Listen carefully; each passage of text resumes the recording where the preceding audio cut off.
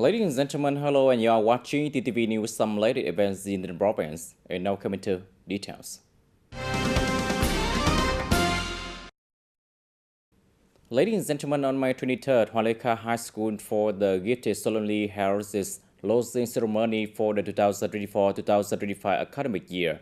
Attending the event, there was Deputy Minister of Justice Nguyễn Thanh Ngọc, accompanied by officials from the ministry. Also present were Vice Chairman of the TayNinhTV Provincial People Committee, Đoàn Trung Kiên, and Director of the Department of Education and Training, Nguyễn Nhân Phước. Over the past academic year, Hualeka High School for the gifted Hamilton nearly 1,000 students across grades 10, 11, and 12 recorded impressive achievements. A total of 366 students were recognized as excellent students, while nearly 550 were awarded the title of good students. The school maintained its leading position in the province in nurturing academic excellence. Specifically, 112 students earned awards at the provincial level, and 35 students were honored in the 2024-2025 National Excellence Student Competition. In addition, the school secured multiple awards at various competitions, both within and outside the province. At the closing ceremony, Deputy Minister of Justice Nguyễn Thanh Ngọc presented 50 scholarships to students from disadvantaged backgrounds who demonstrated perseverance and outstanding academic performance during the year. On this occasion, 8 teachers were awarded certificates of merit by the Chairman of the Provincial Peace Committee in recognition of their significant contributions to the development of the school. Another 8 teachers were also commended for their excellence in coaching students who achieved high results in the national competition. The school also presented certificates of commendation to outstanding class collectors and individual students for their exceptional achievements throughout the academic year. Ladies and gentlemen, on the morning of May 23rd in the province, Deputy Minister of Justice Nguyễn Thanh Ngọc chaired a seminar titled Guiding the Evaluation and Recognition of Communes Meeting Legal Accessibility Standards in the Coming Time. The event guided leaders from the Department of Justice of province and cities including Tây Ninh, Bình Dương, Đồng Nai, Vĩnh Long, Bình Phước, Hồ Chí Minh City, Long An, Bến Tre, Đồng Tháp, Tiền Giang, Đắk Lắk, Bình Thuận, Bà Rịa Vũng Tàu, Khánh Hòa, Thừa Thiên Huế, and Cà Mau. At the seminar, delegates reviewed the current state of commune level legal accessibility evaluation and recognition. They also clarified the relationship between legal accessibility criteria and other standards used to assess commune level governance, participants exchanged views on direction for improving the implementation of legal accessibility recognition in the near future. In his concluding remarks, Deputy Minister of Justice Nguyễn Thanh Ngọc acknowledged and highly appreciated the delegate contribution regarding evaluation criteria. He emphasized the need to build a unified and effective legal framework to support the implementation of legal accessibility standards at the grassroots level. The goal, he noted, is to enhance the accountability of local authorities, promote access to legal information, strengthen legal education, and foster grassroots democracy.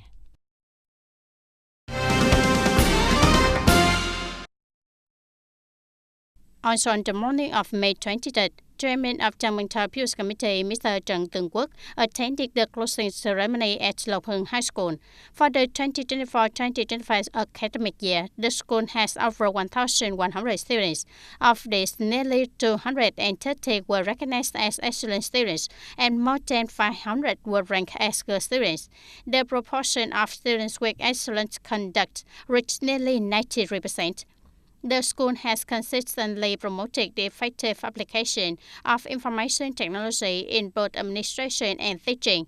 Many lessons were conducted using electronic lesson plans, and teachers increasingly employ visual aids and modern teaching tools to enhance classroom learning. On this occasion, the School Board of Management presented awards to outstanding students, including 226 excellent students and 501 good students. Having funds but being unable to spend them, having development demands but being hindered by cumbersome procedure, these are some of the issues emerging from the implementation of the law on public procurement. Raising the tool for transparency and efficiency, the law now faces challenges. Although certain processes have been reformed, especially further amendments are needed to enhance decentralization and simplify administrative procedure. One of the sectors facing numerous obstacles is healthcare. Despite having a fairly comprehensive legal framework, the long-standing reality of shortages in medicine, medical supply, and equipment at healthcare facilities nationwide has significantly impacted medical examination and treatment service, particularly affecting patients with health insurance cards. Many patients, even those with health insurance cards, still have to purchase medicine outside the system, which not only creates additional financial burden but also poses potential risks regarding quality. Bidding is not the only method to control prices. In some places, there is reaching collusions, price inflation, and then it backfires. Let's grant autonomy to hospitals as long as they meet quality standards and maintain transparency. According to General Secretary Tolam, the current bidding process takes too much time, several months to open bids, several months to select bidder, then evaluate bids, leaving little time for actual implementation. If we want to amend the bidding law, we must review what RAM is committed. The RAM of delaying progress, the RAM of producing poor quality project, the RAM of corrupting officer. Bidding should be for efficiency, not to create bottlenecks. Given this reality, at this National Assembly session, the government has submitted a draft law amending and supplementing 7 laws in the financial sector, including the bidding law, to urgently resolve major, urgent issue and economic bottlenecks. Specifically, regarding amendments to bidding law, it will allow state-owned enterprises to independently. In reality, many bidding documents follow robust procedure, but inside there are parent company and subsidiaries. I support competitivity, quotation, and control direct appointments, which is better than organizing formal bidding that waste time and produce low quality. It can be seen that the bidding sector contains many risks and sensitive elements, requiring a comprehensive and substantial legal framework. Nevertheless, laws are meant to control, but should not be barriers. The proposed amendments and supplements this time need to thoroughly address existing practical obstacles. Only then can they harmoniously resolve the interests of the state and enterprises while meeting people's expectations.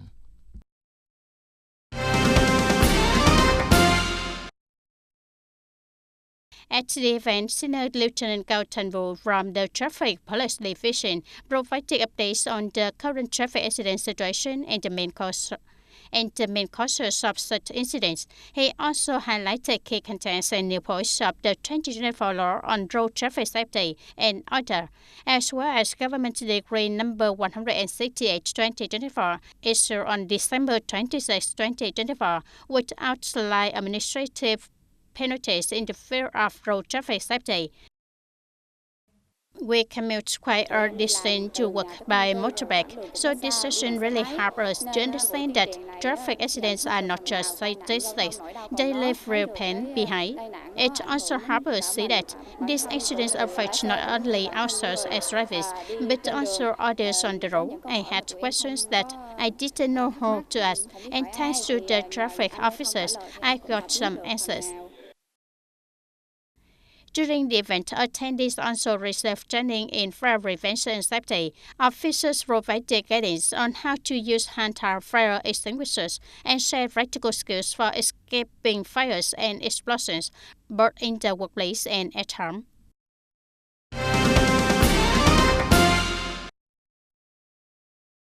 On May 23rd, Drama Traffic Police Station under the TayNinhTV Police Department organized a legal education session on traffic safety for over 30 truck drivers and such transport business owners in Bến Cầu District.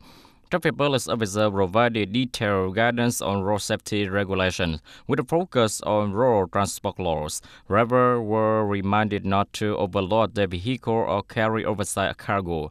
and to avoid spilling sand onto the road, action that can endanger other road users. They were also entrusted to maintain safe distance to respond effectively to incidents on the road.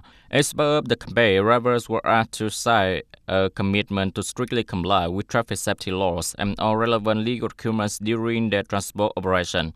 Beyond equipping drivers with legal knowledge, the session also aimed to promote a culture of responsible and respectful road behavior among professional drivers.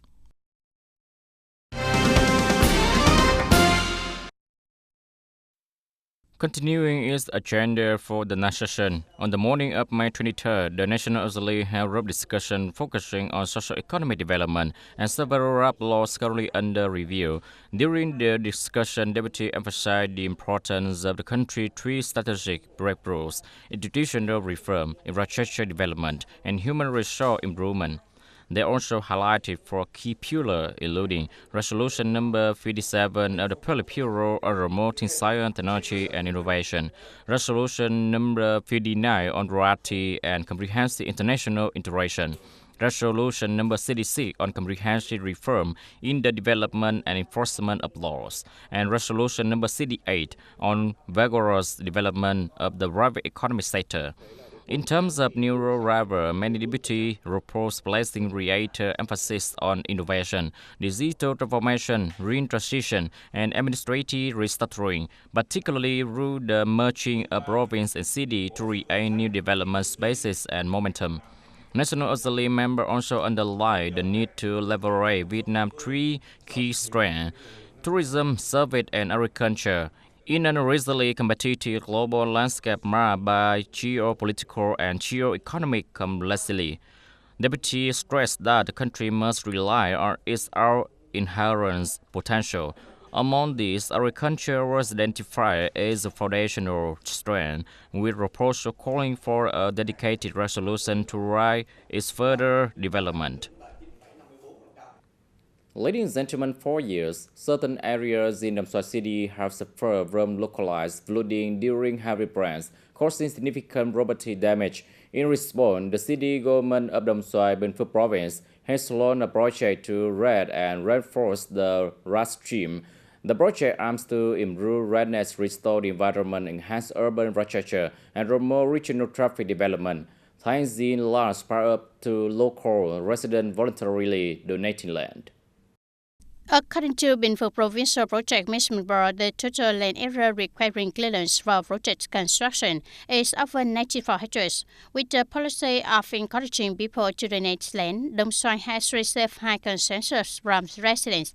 Many households have donated from several square meters to several hectares of land, quickly handing over clean sites to construction units. I'm a resident who has been farming here since the province was separated. If we don't do this, every year it plus the flooding affects agriculture, specifically people's agricultural activities. Secondly, transportation is very difficult. Everything benefits everyone, not just anything. The road stream will be clear and won't flood anymore. For those households remaining who haven't donated, we also hope that these remaining households will donate land so that the departments and sectors can construct everything to make the road stream clear. Not only solving rainwater and flooding issues, the road stream project also promotes urbanization, exploits land potential, and creates development momentum for the region. New roads will open up, connecting residential areas, creating favorable conditions for trade and economic development. Currently, regarding work issues as well as clearance issues, our construction is extremely effective and convenient because the sites have been cleared by the investor for us. Because the sites have been cleared by the investor for us to receive and construct very smoothly. For this road stream project, we are also mobilizing people to donate land to build the stream, expanding from the stream banks and both sides of land to create convenient transportation for people, as well as protecting the stream corridor. The rostrum dredging and reinforcement project is a key project of Bình Phước province. The project passes through 4 wards and communes of Đồng Xoài city and 5 communes and towns of Đồng Phú district, with a total length of 24.4 kilometers and a total investment of 646 billion Vietnam dong. The consensus of Đồng Xoài city residents in donating valuable land is not only a voluntary action but also demonstrates in government leadership and expectations for a brighter future for their homeland.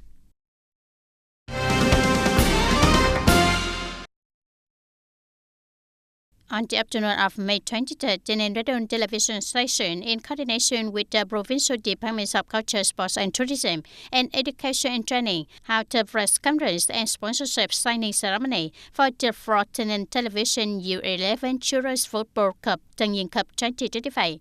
At the event, the organizing committee signed a sponsorship agreement with TayNin Company Limited, marking a significant partnership in ensuring the success of the tournament.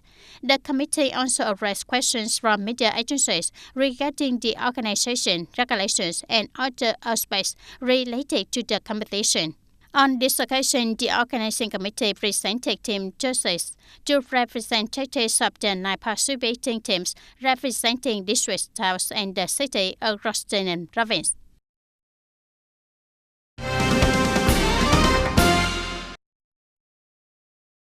From late April to mid-May, Hồng Hưng General Hospital successfully performed digital subtraction angiography DSA on 21 patients. Following screening, 11 of these cases were indicated for coronary stent placement, in line with treatment protocols approved by the hospital cardiology team. The entire procedure from angiography to intervention was carried out directly by doctors at Hồng Hưng General Hospital with professional support from the Rai Hospital. After the procedure, patients continued to receive care and monitoring at the hospital cardiology department with long-term treatment and rehabilitation plans aimed to minimizing the risk of restenosis and improving patient quality of life. Ladies and gentlemen, to beat the sweltering summer heat, nothing hits the post like a scoop of avocado ice cream. Simple yet irresistibility, delicious, creamy and refreshing treat has become recently popular. More than just a snack, avocado ice cream has become a summer favorite for its rich flavor, cooling effect, and adorable price. Avocado ice cream is made from dry, juicy avocados, the with natural fat content, combined with condensed milk, roast ice, and rice cream or coconut milk, creating an irresistible harmony of creamy, sweet, and refreshing flavor during summer day.